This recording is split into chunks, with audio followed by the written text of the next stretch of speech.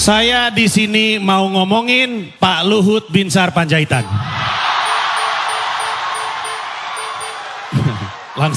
Langsung. Nggak usah lembut-lembut, langsung. Saya kasih tahu konteksnya. Kenapa saya pengen ngomongin Pak Luhut Binsar Panjaitan. Sebenarnya ini adalah pesan untuk semua capres. Entah karena masih di ruangan ini, masih di gedung ini, atau nonton lewat streaming. Saya mau nitip siapapun yang jadi presiden, nanti pas nyusun kabinet, tolong dipertimbangkan komposisi menteri-menteri. Supaya nggak seperti sekarang. Saat ini ada satu yang ibaratnya istilah game ini agak-agak OP nih, overpower. Ya, overpower. Satu agak berlebihan, yang satu biasa-biasa aja. Ini ibarat kesebelasan, ada kesebelasan.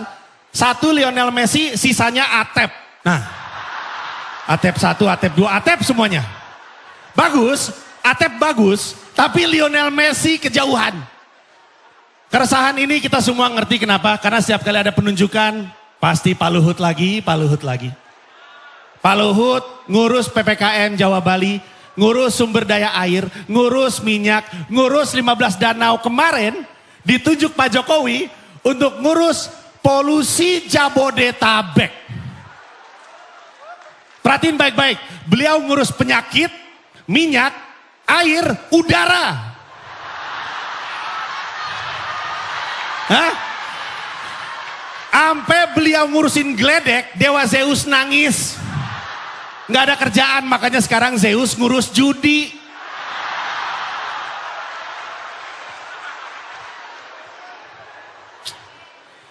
Dan setiap kali kita ngomongin keresahan kenapa Pak Luhut lagi, selalu ada suara-suara yang bilang, loh nggak apa-apa dong, kan beliau kerjanya bagus, kan beliau bisa diandalkan, kan kalau beliau yang ngurus beres. Saya terbang dari Jakarta masih polusi. Ada satu hari, 4 atau 5 hari yang lalu, Jakarta langitnya biru. Sempat tuh satu hari itu. Terus akun-akun dengan angka keriting di belakang langsung bilang, terima kasih Opung, terima kasih Pak Luhut terbaik, Pak Luhut beres. Besoknya sampai sekarang polusi hilang tuh akun-akun. Ternyata sebuah layanan bernama, pokoknya jangan sebut mereknya, tapi sebuah layanan udara bilang bahwa ketika langit biru faktor penentunya adalah angin. Biru gara-gara angin, bukan karena Pak Luhut. Kecuali Pak Jokowi nunjuk Pak Luhut untuk ngurus angin. Nah itu beda lagi. Pak Jokowi bilang, Pak Luhut tolong ngurus angin. Siap. Ternyata pawang. Gak mungkin. Gak ada pawang Batak, tidak ada. Emang gak ada, gak mungkin.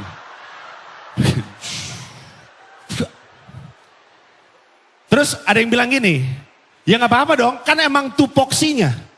Kan emang ranahnya Pak Luhut. Menko Marves, semuanya memang ada di ranah itu. Nggak salah dong, kenapa Panji berisik? Nah ini penting sekali untuk kita semua sadari. Mari kita ingat baik-baik, beliau adalah Menko Marves, oke. Tapi ingat nggak, waktu beliau ditunjuk untuk ngurus PPKM Jawa Bali.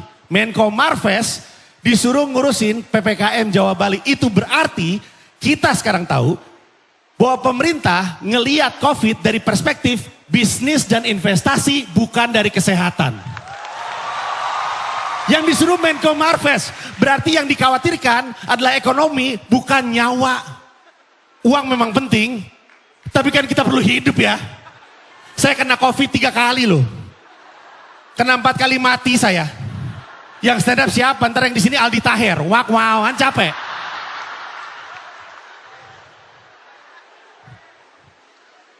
Coba bayangin. Penempatan pos ini loh kita bingung loh. Kok kita kan lagi ngomongin kesehatan, kan COVID, PPKM Jawa Bali, kita ngomongin penyakit. Kenapa yang ngurus Menko Marves? Tapi ini bukan cuman ada di satu menteri aja. Kita tahu kemarin KLHK, Kementerian Lingkungan Hidup, itu bikin pernyataan.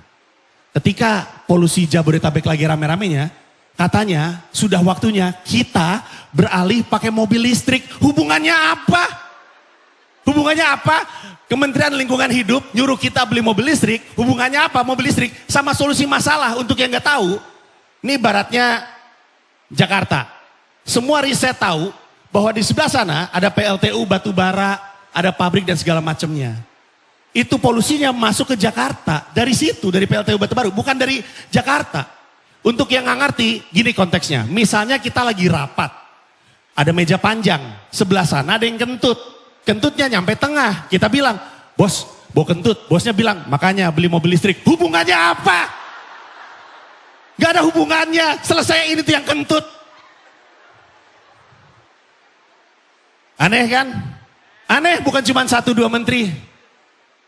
Bapak Erick Thohir.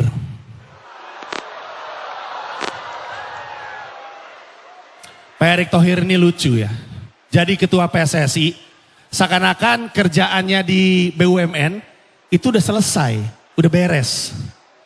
Pak Erick Thohir bocah aja tahu, selesaiin dulu PR-nya baru main bola.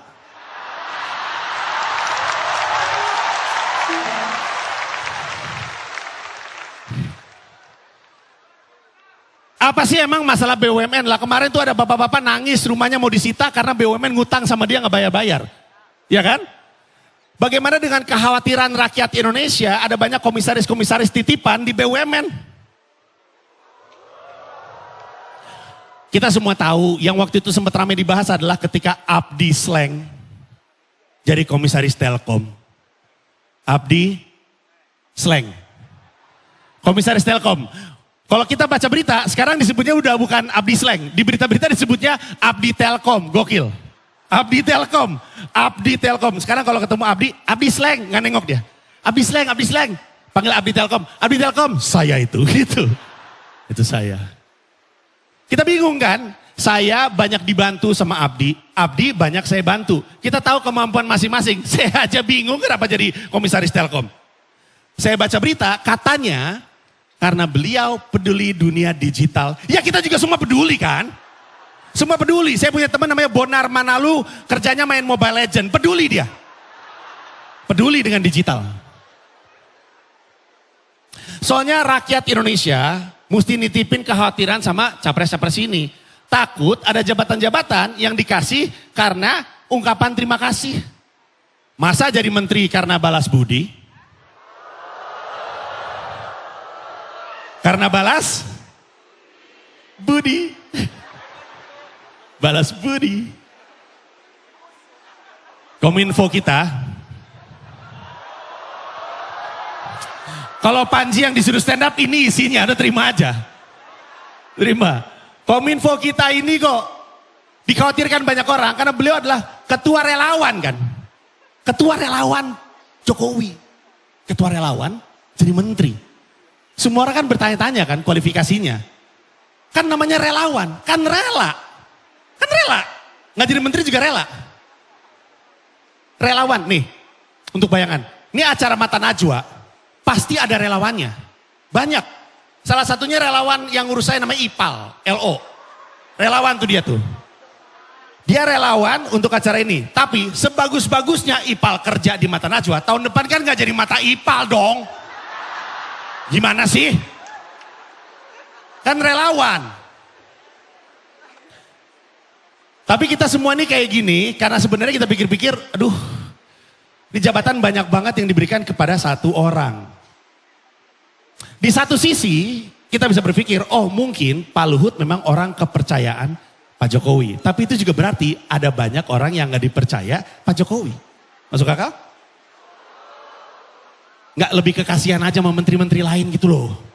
Coba bayangin menteri-menteri lain lagi pada ngumpul, ibarat kata nih, menteri-menteri lain ngumpul pada ngobrol. Pak Nadiem bilang, kok kita nggak dapat jabatan lainnya? Erick Thohir bilang, padahal saya bisa loh megang BUMN sama PSSI. Sebelah sini Pak Bas lagi ngeliatin jas. Apa sih? Kancingnya berapa? Banyak. Kancing. Kancingnya. Sekarang gini deh, kita diskusi aja. Untuk semua jabatan yang diterima Pak Luhut, menurut kita itu Pak Jokowi yang ngasih atau Pak Luhut yang minta? Deg-degan? Kalau menurut saya, nggak mungkin dua-duanya. Coba kita pikir baik-baik dah. Nggak mungkin dua-duanya. Bos macam apa yang kepikiran ngasih puluhan tugas ke satu orang? Sebaliknya, Anak buah macam apa yang mau terima puluhan tugas, nggak masuk akal kan? Kalau kita pikir-pikir, nggak masuk akal. Jangankan Pak Jokowi dan Pak Luhut, Comika aja, perusahaan saya. Kalau satu orang saya kasih puluhan tugas, saya di-spill di TikTok viral pasti. Bos bangsat, bos bangsat. Lu habis mencat 17 karyawan, gue dapat puluhan tugas. Bos gila, bos gila. Makanya saya curiga, Pak Luhut tuh jangan-jangan punya akun alter. Kayaknya ya. Setiap kali dikasih tugas sama Pak Jokowi, beliau nge-tweet, aduh work life balance gua ancur gitu.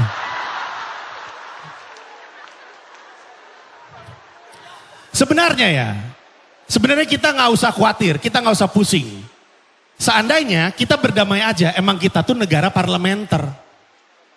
Negara parlementer, kayak Singapura, ada presiden, ada perdana menteri. Presiden kepala negara, perdana menteri kepala pemerintahan.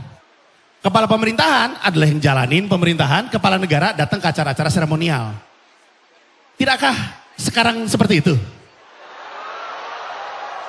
Seperti, kan kita tahu nih jabatan-jabatan Pak Luhut apa aja, dan kita tahu Pak Jokowi tebak-tebakannya apa aja, ya kan?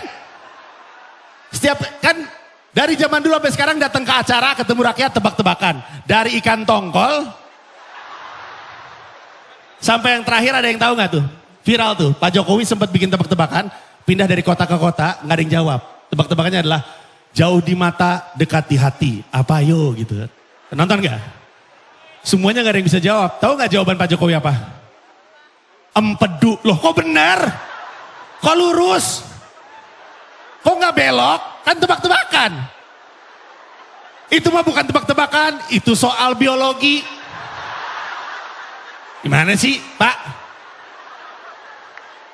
Sekalinya ada tebak-tebakan yang patah gitu ya, yang lucu, langsung ketebak sama bocah. Lihat gak videonya? Pak Jokowi di salah satu video bilang gini, ngomong-ngomong soal politik, yang rambutnya putih Pak Ganjar, yang rambutnya merah Pirang, rambut hijau apa ayo? Ada bocah angkat tangan. Saya. Pak Jokowi nanya, apa jawabannya? Rambutan belum matang. Betul. Loh kok betul? Kok gampang? Siapa ini penulisnya Pak Jokowi? Ini presiden loh yang bikin tebak-tebakan. Tapi setidaknya kita semua tahu bahwa kita semua mesti mengawasi capres-capres ini dan ingat apa yang kita bahas malam ini.